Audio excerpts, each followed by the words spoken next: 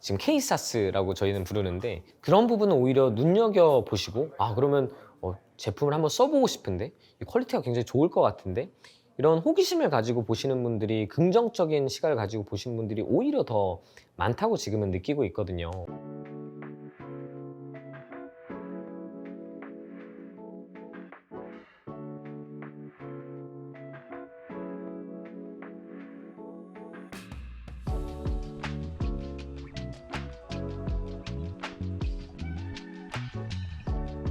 성장이라고 생각을 해요.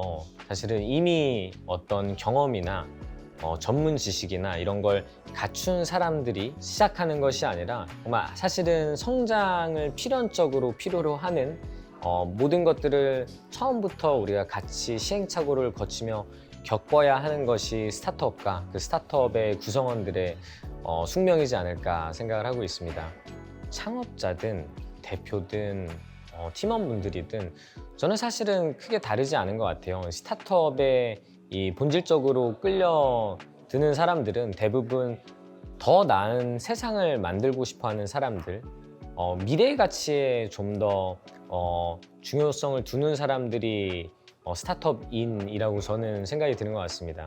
20살 무렵에 이제 스마트폰이 막 보급이 되기 시작할 때 당시에 뭐 에버노트 같은 생산성 툴, 뭐 협업 툴이 막 나오기 시작했는데 그때부터 굉장히 어떻게 더 생산적으로 하루를 보내지, 일을 하지 이런 거에 좀 특이할 정도로 관심이 많이 있었어요.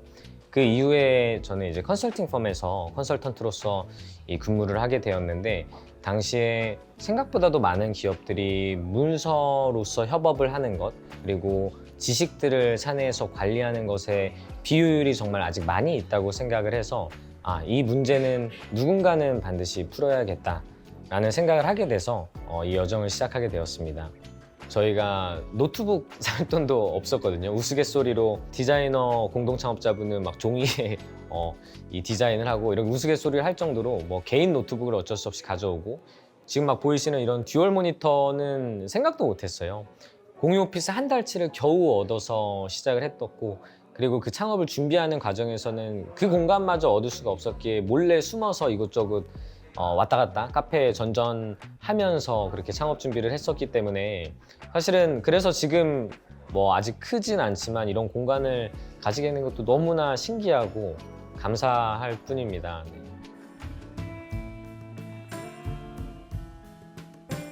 예컨대 어떤 파일이 어떤 폴더에 있는지 그것들을 또 인간이 일일이 관리를 해줘야 되고 내가 정작 이런 주제에 보고서 하나를 쓰려고 해도 사실 정말 많은 정보들을 참고를 해야 되는데 오히려 이 디지털 정보의 홍수의 시대인 만큼 이런 정보들을 찾는 게 점점 더 어려워지더라고요.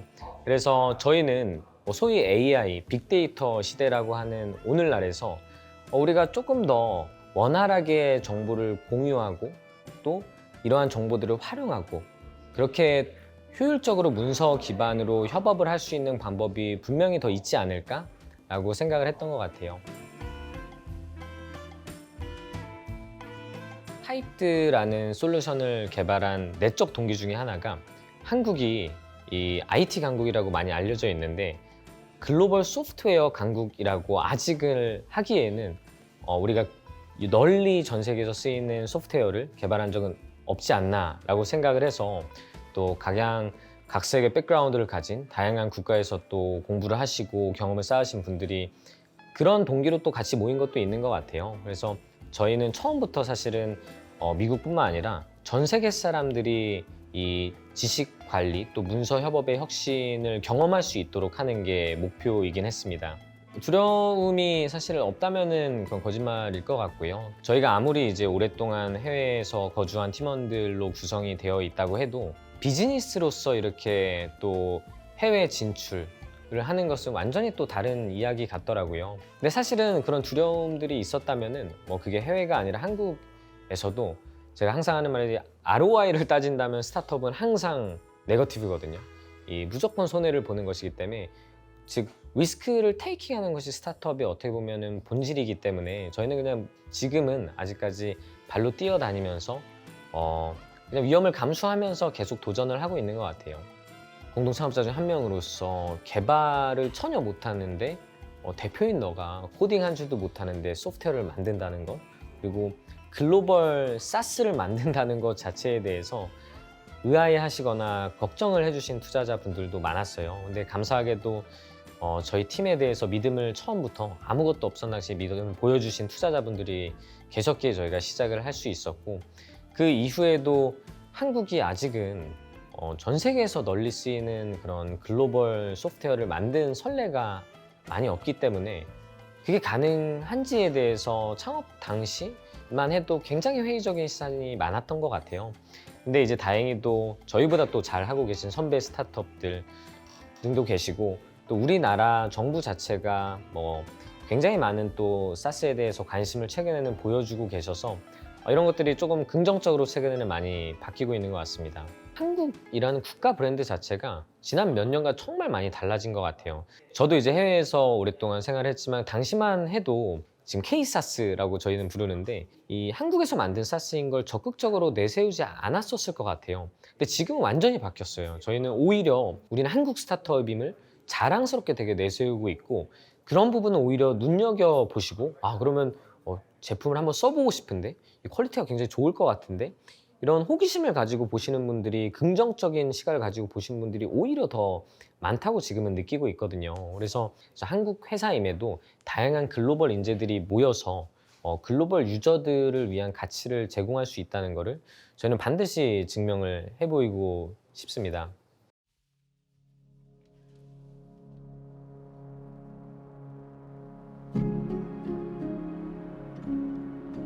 비즈니스 캔버스, 그리고 저희가 만들고 있는 타입들을 통해서 이루고 싶은 비전은 정말 너무 원대해서 망상처럼 보이겠지만 인류가 더욱 똑똑해지는 것이에요.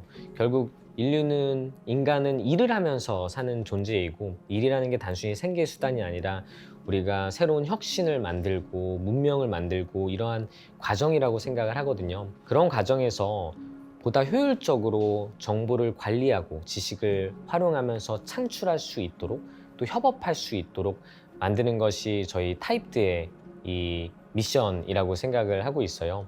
저희는 되게 행복함을 느끼는 순간 중에 하나가, 저희가 아직은 선례가 많이 없는 글로벌 사스를 만드는 여정에서 저희가 먼저 앞에서 시행착오를 겪고, 그 중에서 이제 잘 된 것이 있으면 또 많은 국내 스타트업 또 사스를 만드는 분들이 힘을 많이 얻으시는 것 같아요.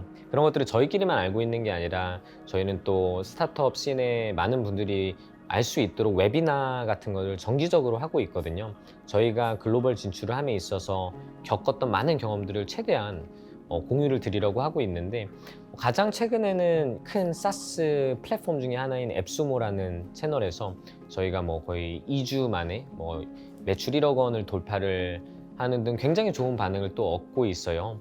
이런 이제 좀 더 구체적인 결과들을 앞으로 계속해서 만들면서 좋은 선순환을 만들 수 있도록 하는 게 저희 목표이기도 합니다. 창업 자체가 이성적인 계산으로는 도무지 이익이 나지 않는 선택지라고 생각을 하는데, 이 창업을 한 것부터가 저는 지금 지난 2년이 넘는 시간 동안 너무너무 인생에서 가장 행복한 시간을 보내고 있고, 그 과정에서 저희가 도전했던 것들, 많은 것들은 실패하고 많은 것들은 소기의 성과를 거뒀지만, 그 과정 자체가 저희 좋은 동료분들이랑 하루하루 너무 재밌게 유의미하게 보냈다는 것에 후회하진 않습니다. 어떻게 인류가 더 디지털 정보를 잘 활용하고 어떻게 문서 기반 협업을 더 잘 할 수 있을지에 대한 고민을 계속해서 해오고 있습니다. 네, 저희는 강력한 지식 활용을 가능케 하는 협업 툴 타입들을 만들고 있는 비즈니스 캔버스의 대표 김우진입니다.